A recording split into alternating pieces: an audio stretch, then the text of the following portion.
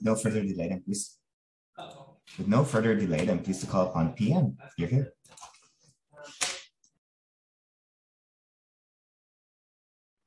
Can you hear me? Yeah, okay. We'll start in 3, 2, 1. We believe that the value of forgiveness is only meaning something when it's coming from a sincere and honest place, and when it's helping you keep away toxic people away from your life. Those are the two main metrics that we need to give the people who are being offended from other people, and the tool of forgiveness can help them cope with this hurt in those two ways. Now, we also believe that you don't always have to forgive everything. Sometimes people hurt you in a way that you actually need to push them away from your life. And when you forgive them, you allowing them to stay in your life, and this is causing you more harm in the last term. So today I'm going to explain why forgive someone from a place of not sincerity, just from pressure of the environment, is very hurtful to you. And then I'm going to wait why the one who got already offended is more important in this debate than the person who did him the harm. So first of all, why forgiveness from a place of pressure is hurting the person that already got harmed in this scenario? First of all, because there is pressure of him to forgive, right? He wants to be this better person. Everyone, also the surrounding around him and himself, are knowing that there is this belief that forgiveness is a virtue, and therefore, if you do forgive, that means you are the greater person. You want to look at yourself as a better person, and you also want the environment to look at you as the greater person between the two of you, and that means that you are, and furthermore, there is a pressure, an inner pressure from you within yourself to forgive the person, because you just want to put this specific harm aside, which means if someone stole money from me or someone offended me, called me ugly, and I just want to put this scenario back in the past, I believe that the fast way of doing so is just forgiving him, and therefore I just can put this case in the past and forget it. So there is a pressure also from the outside and the inside for me to forgive this person who hurt me. But the thing is, when I'm not doing the real process of forgiveness, I'm missing the actual cause of it. What do we think is the real process of forgiveness? Is first of all accepting what happens, and then maybe be angry at the person who did it, confront him, and also to get used to the new situation between us, to understand that, okay, our friendship is not the same anymore because we had this crisis between us that we need to fix. We cannot just say, okay, I forgive you and move forward with our friendship, because I will explain later, but because it means that you will hurt me again. When I'm not forgiving you for something you have done, I'm not putting a line of what is okay and what is not okay in our limit of friendship. For example, in some sort of friendship, it is normal and it is okay to make laugh at each other and to make jokes at each other, but not everyone is okay with it.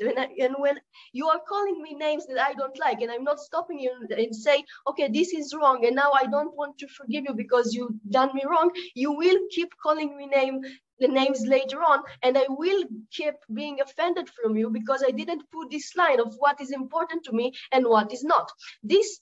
This process that I just explained earlier, to accept what happened and to actually reevaluate whether or not I want to keep this person back in my life is extremely important, because we believe that your life is basically defined by the people that are surrounding you, right? You are spending all of your time with your friends and family, if you don't put your boundaries in the right place that make you feel good as a person, that means that you are constantly being surrounded by people that are not understand your limits and therefore are not respecting you in the way that you wanted to be respected.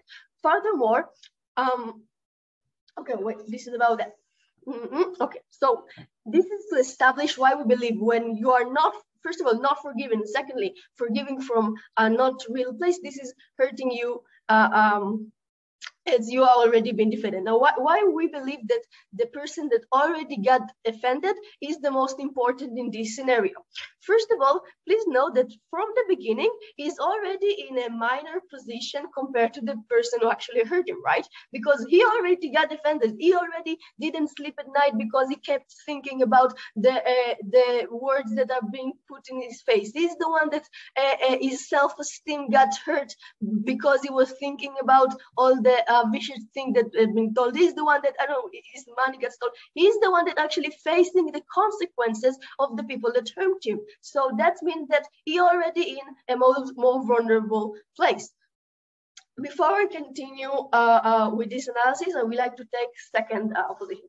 Yeah, OG is debating why you shouldn't get angry in the first place, not why you shouldn't forgive. I can get angry, draw the line, and then move forward.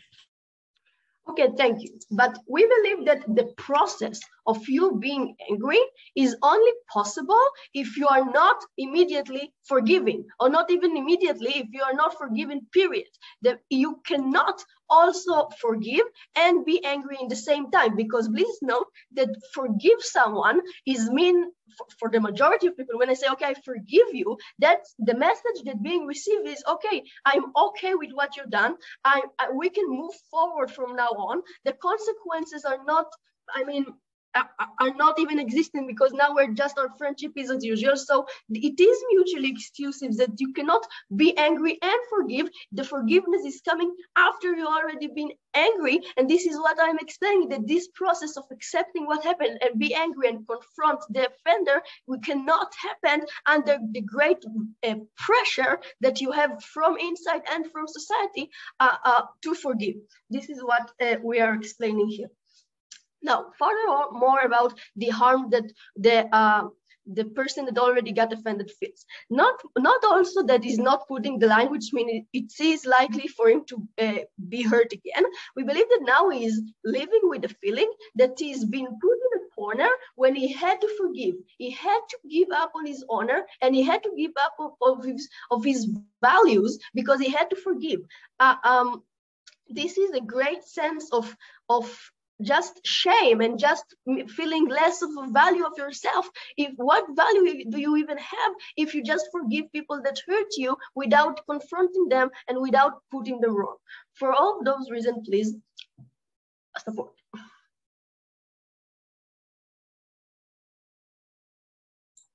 Thank you very much. Now please call upon the leader of the opposition. Here. Just a second.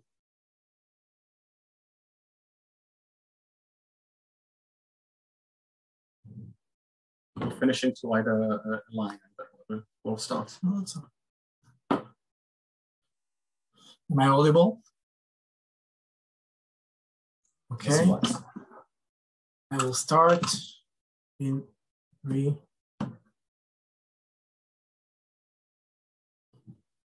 In 3, 2, 1. Before I'm starting the main point, I'm saying that we have two kinds of basic fights. We have the fights that an emotional fight between me and another friend of mine, between someone I know, between someone I care. Those are the things that Dror talked about. I'm going to talk about this also. And Carmel is going to talk about other occasions, like when you go in a street and someone crosses the line between you and someone stranger to you did something, how those things affect you in those terms. And we think it's a very important thing that to talk about also. So to my point, we think that the only way you can avoid the thing that is fierce government saying as a not complete forgiveness is by you thinking that this act is a valuable thing to do, and that it is come from a valuable place and a valuable mindset. Therefore, that's the only way you're going to do a very complete forgiveness without any bad feeling about it, like Dror told you before. Why is it so? We think that because you like the person, because you may need him in your life, because it can be only one time thing. It's not like a thing, not all the fights between you and a friend is something emotional that puts you in a mind like, I don't need him anymore, I want him out of my life. it's someone you care about. It can be your partner. It can be your boyfriend or girlfriend or whatever, and you want him and you love him and you still want him in your life. You think it's a one thing, it's a one-time thing. So why will you still want to do a complete forgiveness if it's not a virtue? Because you still have feelings. You still get hurt about the things he said. You still think the things he done is something that's hurting you. It's something that you don't want them part of your life. But we think that if you're coming from a value and a moral set mind, we think that because that's okay. I'll start from this point from the start. We think that if you're thinking in a moral mindset, you're hurting because he hurt a value that you care about. We think that most of the times the hurt that you will get from your partner is by you thinking you're the right man, you did the right thing, and your partner did an unmoral thing. He hurt some value that you care about. He did something that hurt the values you care the most. And because of that, that's what makes it so hard for you to forgive him. That's what makes it so hard for you to think about it in a good set mind. Because you're thinking, it's not only me that got hurt, it's the whole value I'm believing in, he hurt it. And that's why it's so hard for me to forgive him. But if you're thinking about forgiveness as a valuable thing, to think about as a virtue, as a thing that you need to do in a moral way, therefore, you're thinking about how to fix the moral thing the things that you think are moral, how to fix things and make them in a good place, in my opinion. And therefore, because you're thinking about those things in that way, you want to make the forgiveness more than before. You want to settle with your friends and your partner in a good way, only because of that, because you think it makes an immoral point, and it makes a point that you actually want moral things to happen in your life. We think that without it, you're gonna say things without really think about the things in a right way. Why? Because if you don't think in a moral way, you may say that you believe in that stuff. You may say the thing because you want back your partner, because you still love them, because you think that you depends on them and need them, and you only say the things, the forgiveness words, to gain this thing. But we think that why it won't be complete, because you actually still have the feelings about those things, because you still have the feeling that he hurts something that's valuable for you.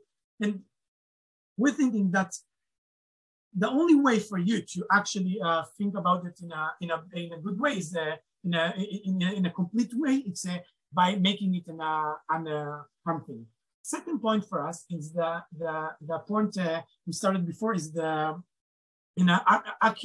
that occurs between you and another stranger, between you and another stranger. I think that if someone crossed the line and maybe cut you in the road or something like that, the straight thing that you're feeling can be two things. Or someone hurt me, someone made me feel bad, someone stuck me or something like that, or I'm going to do the right thing and forgive him. We think that no matter what, the only effect on you is going to be an emotional effect, because there is actually no effect of you that someone crossed the line between you or cross you in a road or something like that. The only effect is like 20 seconds, but it's not really affect you in a big way. It's only affect you in an emotional way. So we think that the only way for you to take this situation in a good way for you and not getting hurt from this point is by thinking I'm doing the right thing and thinking about myself, I'm as the good one. Before I'll continue, second house. First house? No, sorry. Do you think Black people in South Africa should have forgiven about the apartheid? Should what? Should Black people in South Africa have forgiven about the apartheid? Okay, Carmel will talk about it later. I'm going to finish my point. So we think that an emotional way because things that happen between you and stranger are only based on an emotional way of you to get out of the situation. We think that because of that, you're going to be the only way for you to get out of the situation in a good way, to get out of the situation in a good feeling about it, and to actually make the whole thing better for you by feeling you're doing the right thing, you're doing the moral thing to do, and you're forgiving him because of that point. So basically, we're getting two things. We're getting that in a thing between you and a friend, the only way for you to get out of a not complete forgiveness is by making it a virtue thing, because you think about the thing from a moral view. And the second thing is because you're going to get this between stranger, you get the things between you and another thing, another emotional thing. Okay, that's what I am.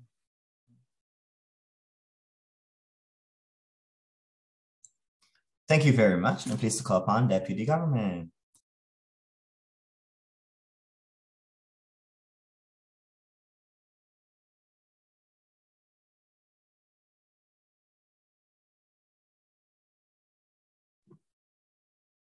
Okay.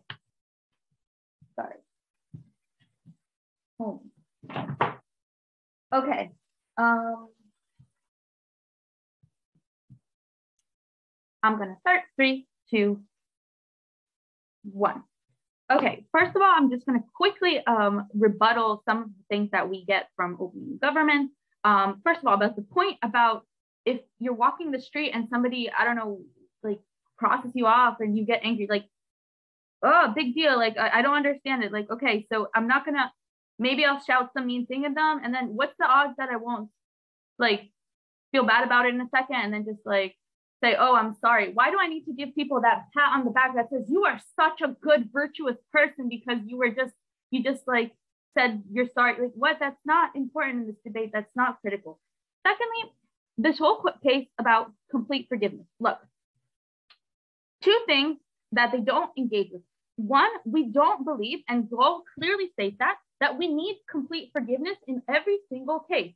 We've clearly explained, and I'm going to talk about that later, that there are certain points in certain cases that happen that it's just not beneficial for the person who was hurt to actually forgive the other person. But secondly, we just think that this is a strange case because we say that complete forgiveness, like actual real forgiveness where it comes from the heart and where you actually do feel better about it at the end, is not going to come from feeling obligated to do something because that's the social norm or because somebody else tells you that makes you a more virtuous person. Dror explains that this has to come from a place of actual thinking about it, actual acceptance, actual working with what happened to you and like processing it, and not from this thing like, oh, but I'm feeling highly pressured to do that because if I don't do that, I'm a bad person. How in the world does that actually make forgiveness be something that comes from a real place of like of forgiving? Okay, that does not. Another thing that's really though important for me to explain is that okay, I'm going to get to my point and then I'm going to put the rest of the rebuttal inside. Look, this is a motion about narrative, okay, and that we're changing a narrative in a certain way that pushes people to be more forgiving than they would have been otherwise, okay? That's the idea of this motion. The burden on each side of the house, we believe, is to explain why without this narrative, the balance would have been not correct, meaning that people would have been not forgiving enough or too forgiving, depends on which side you are. That is the way that this debate is going to be won. Whether this narrative fixes this unbalance or whether it creates a new unbalance that makes it worse for the people who, whichever team tells you are the most important. Opening government agrees with us in a way, and that the most important people in this debate are the people that were hurt, are the victim. Their points as well stem upon this thing, as well as closing government, who's going to run a case about apartheid, which we'll hopefully take from them. But what we're saying, and closing opposition, I'm not 100% sure about their case, but we'll get there later. Now, what we're saying is that there's two questions then that we need to answer. First of all, we need to answer, does this actually push us? Does this narrative change and balance more what we need in terms of actual like forgiveness or not? And secondly, is there any inherent benefits, we think, of forgiving somebody? That's the second thing, because governments just believe that there inherently is, where we believe that there inherently are cases where this isn't true. So I'll get to the first point. The first point is that, look, even without a narrative, we believe that a lot of people would want to forgive people if that was what was right for them to do psychologically, okay? Because we think that, one, many people are conflict averse. They don't feel comfortable being like in conflict with their neighbor, with their friend and things like that. So there's anyway quite a high pressure on them to just back off, say, oh, I'm sorry, and get back to their business as usual. The second thing we say is that really we agree. A lot of people, like closing up, opposition wants to say, they're angry at first. This anger kind of goes away. And then they're like, oh, what? I do love that person. He's an important part of my life. There's a lot of great things that being in contact with him. So you know what the balance is? Yes, I'm angry. Yes, he hurt me, but it would be better for me to probably forgive him because he's overall a better influence on my life. Because of that, we do not need this narrative. There's already a lot of things that push people, if it is right for them, to forgive the other person. But what we have here now is a narrative that pushes people, even in cases where it is inherently bad for them, for their sight and for their well-being, to forgive other people, to actually want to forgive the other person. Because if they do not do that, they feel shamed by their environment, and they feel that it's their fault that they're not, the thing is not going right. And what we're actually doing here, we're putting pressure on a lot of people who were hurt in a really bad way that they probably shouldn't actually forgive the other side for many reasons, such as, yes, maybe it wasn't apartheid, maybe it was not only Black people, maybe it was like, there's a lot of these cases where there was grievances, like in Canada, they had one that was a very major grievance like thing where the Canadian people said, oh, we're sorry that we murdered tons and tons of Indigenous people. And they're like, oh, that's okay, we're good, we're fine with it. And now like more things are popping up. No, it's true, like this is the biggest grievance case ever probably in history. And now things are popping up, but because they've already said sorry, they have nothing else to do with it pretty much anymore because they put it in the past. Maybe they never should have put it in the past. Maybe this grievance would have been actually good for them to keep. Why that? Because we believe that in this grievance, this gives strength to the person who was hurt. He knows that they have something that they hold upon the person who hurt them. Possibly they don't want any more contact with that person, and that's totally legit. Sometimes no contact is the best thing. Secondly, maybe they want more things from them, like money, or can I have a POI from closing? We're going to show you why under the narrative, people are less likely to act out of anger and more likely to do the right things. This means more reparations and less burning in churches. Okay, but we think that this anger is sometimes good because, like I'm just explained, it's okay for me to be angry at the person who hurt me a lot because that way there's a higher chance that they will repay me, that they will actually continue to give me reparations, for example. Secondly, we think that it takes away from my agency when I'm told that I have to actually forgive somebody. It means that I cannot make the decisions for myself. Somebody else is telling me what the best virtue is for me, and I can't say, you know what? No, I think it was not good to actually forgive him because that actually strengthens me. That means that I'm the one in charge of my life. I'm the one in charge of my feelings. You can't tell me what to feel, and I don't feel like I can forgive him. And it's best for me to just get reparations from that person and to not do anything with that. So what we're saying is that we think that for most people who would have anyway forgiven the other person, is not a big deal. It's just like another pat on the back. Cool, you're a good person. But for a lot of people who shouldn't have forgiven and this stress and pressure is bad on them, we should not have put this pressure and it just brings bad results. And for this reason, we're happy to oppose.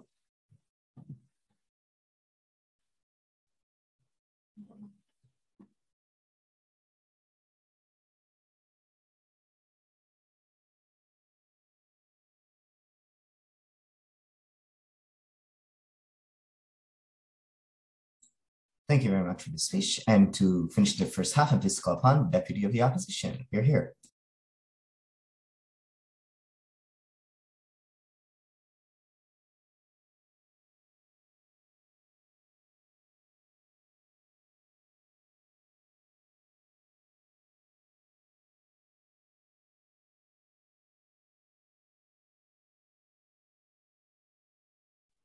Okay.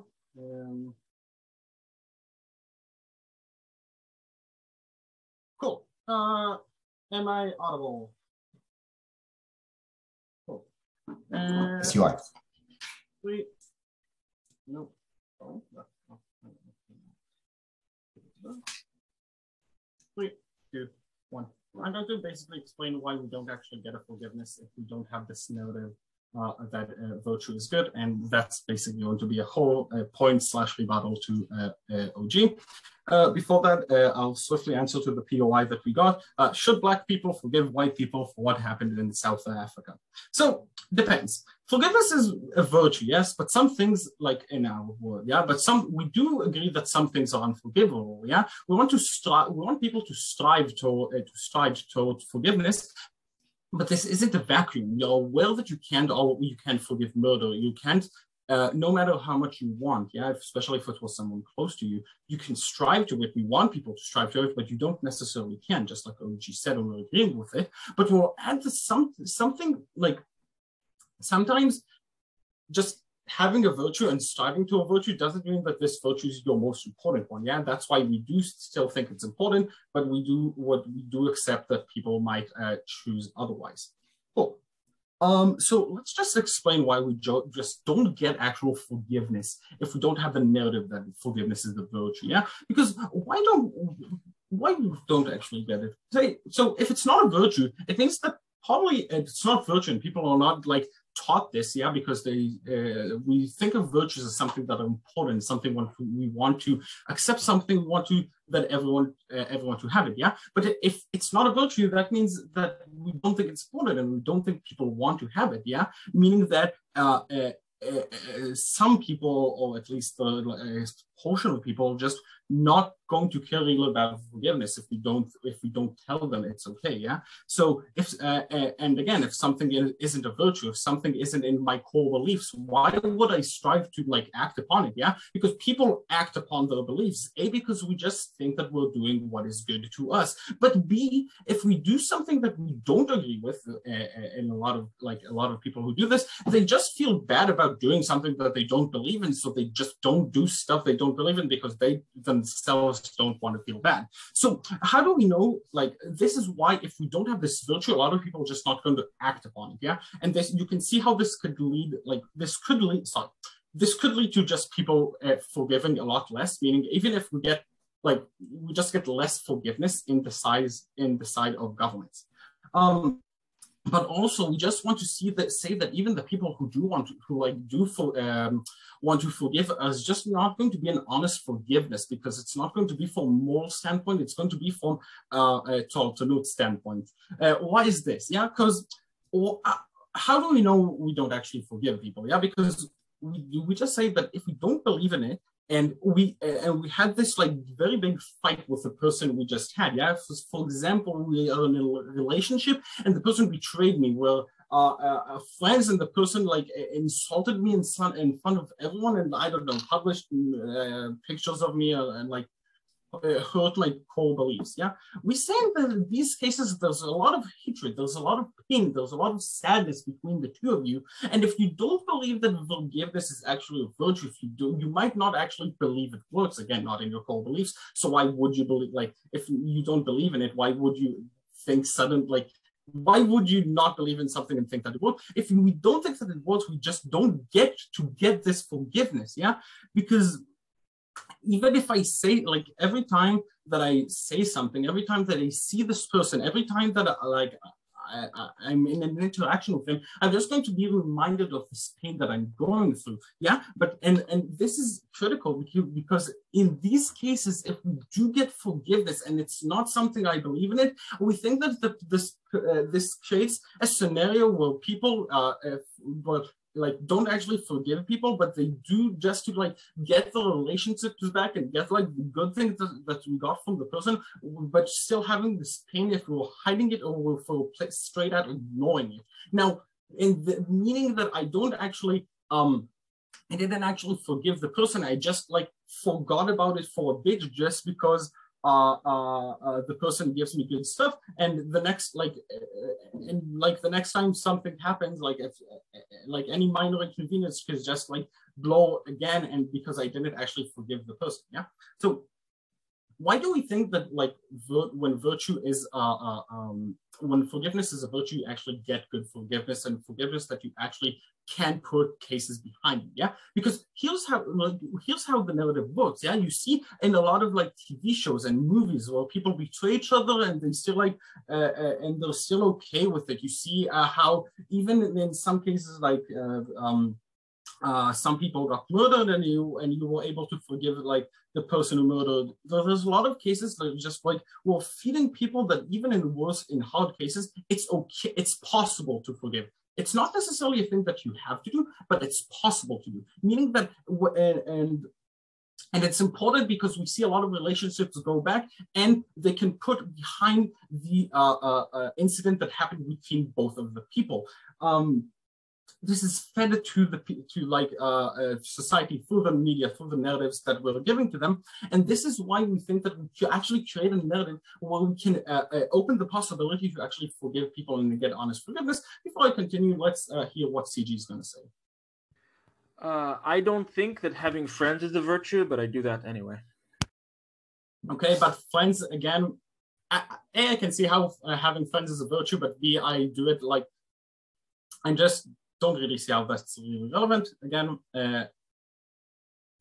but if you do, I'll just say that you need to have friends because you need people who support you. You need to express your pain and sadness with people. If you're not going to do that, you're just going to have a lot of suffering in your life, and friends are just the people you hang out with to not be a bored, lonely person in the world.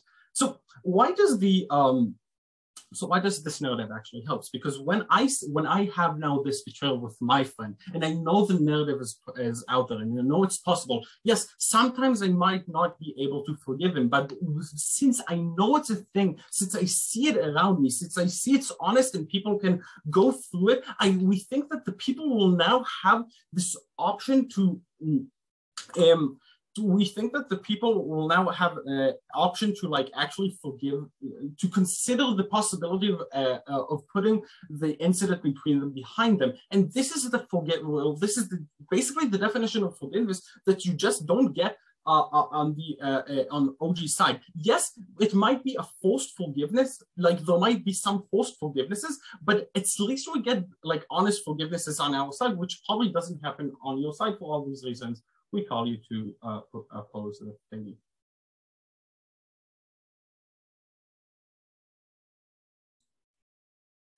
Thank you very much for this fine speech. And to continue this debate, I'm pleased to call upon the leader of the government, the member of the government.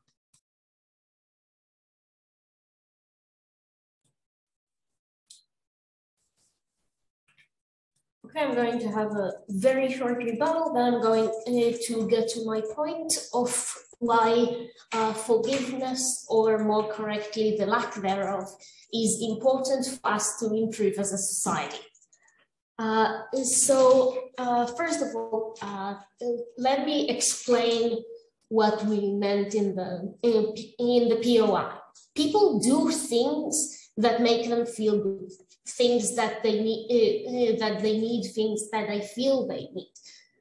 If people need forgiveness, if forgiving someone would help you, you will do it even if it's not a virtue.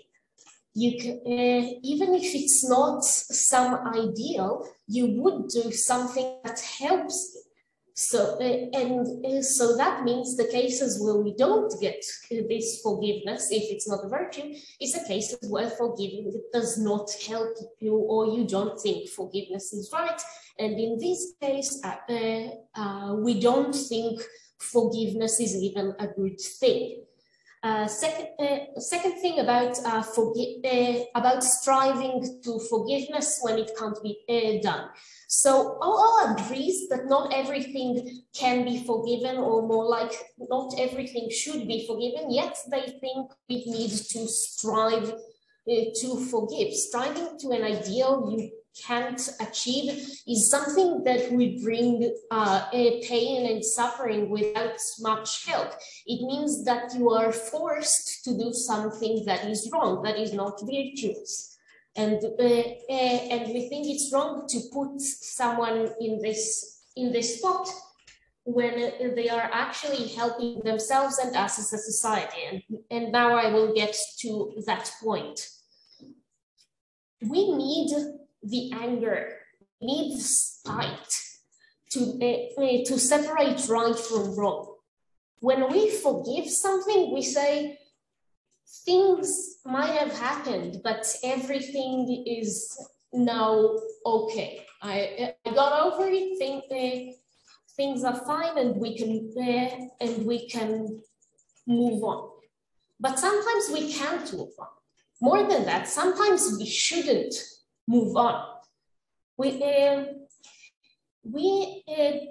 were so far we heard a lot about forgiving your friends or forgiving some personal spite, but that's not the only case that is in this debate, and we claim this is not even the most important case, because you can get hurt also by society, by the system, by some group of people. And when you get hurt by this group, you can forgive, or you can rise up and object. When we saying that forgiveness is a virtue means that we should always strive to forgive. It does, even if forgiveness is not a virtue, sometimes it's okay to forgive. But if we think we always need to forgive, then we miss a lot on the cases where we shouldn't, which can be the most important ones. As a society, we need people to say right's wrong. We need people to be angry and to oppose and to hold spite for as long as it takes to change things. Things that are wrong will not just disappear by people saying, well, you hurt me, but it's okay now. If people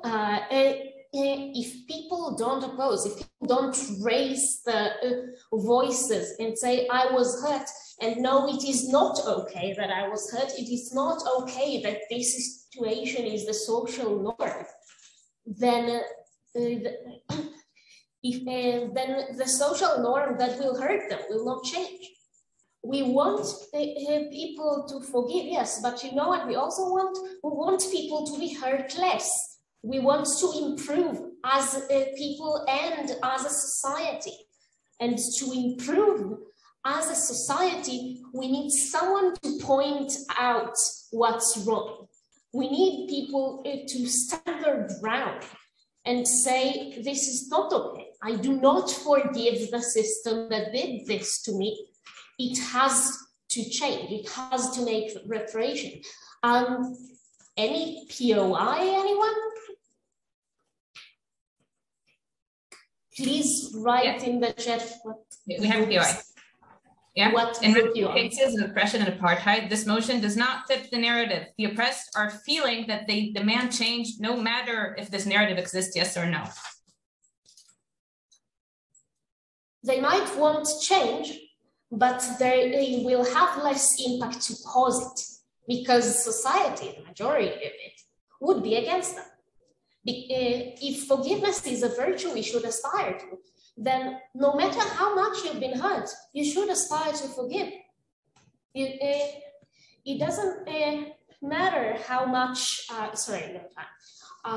it doesn't matter how much you've been hurt.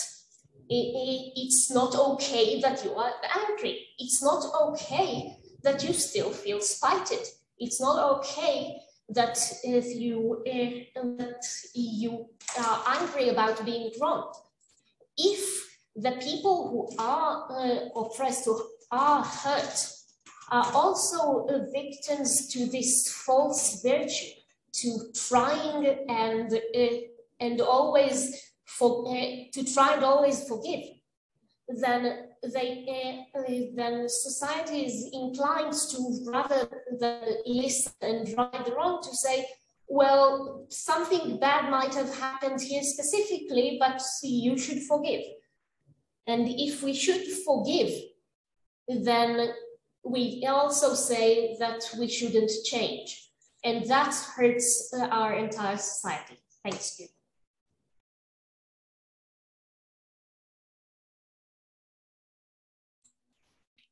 Thank you very much to the member of the government for this fine speech, and please call upon member of the opposition. Hear, hear. And I believe now we need to stop recording. Do that. What do we get from? With that respect, what do we get on the societal clash, which is the more important one because it has a larger impact? After Shai's POI, OG tries to steal our case, but they do this by basically saying the word reparations and giving the example of like the Canadian schools, right? We think that Shai gives you a way more detailed analysis on why not forgiving is important for the productive societal improvement process. It's not like just, oh, if you're angry, then you'll like haggle more about like the stuff that the government owes you. This process of raising awareness and like having societal discussion is only valid if you feel like you're entitled to raise your grievances in the first place. And this only really happens on our side of the motion, especially in the current era where the blinding rage that like CO talks about is not that relevant in our day-to-day, and we're mostly talking about like and we're mostly talking about smaller issues that are more subtle.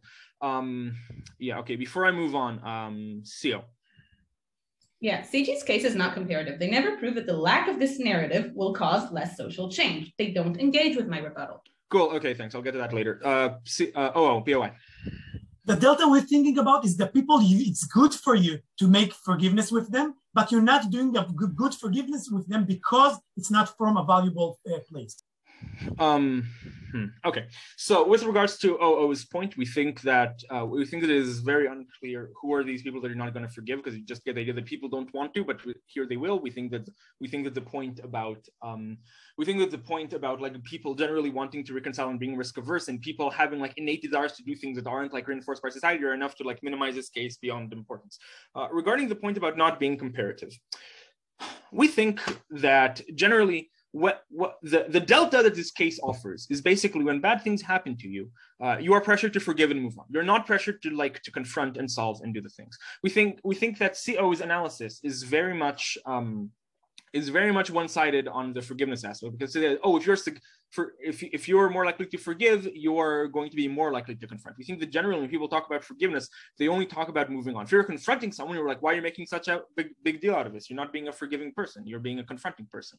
We think, furthermore, we think that a lot of these issues are kind of small and frivolous. At least they seem like that to people that don't understand them. This is why the whole concept of microaggressions was invented. It's because things that seem like, oh, it's just no big deal. Oh, it's just one thing. Why are you being such a hard ass? Why can't you just forgive and move on? We think that the pressure to forgive makes discussing these things harder, because people that bring up these ideas are generally looked down upon for not having the virtue of forgiveness, because forgiveness as a virtue only matters when it's forgiveness for forgiveness' sake. If you like solve the problem and then you forgive, that is fundamentally a different thing, because you're not valuing forgiveness, you're valuing making society better.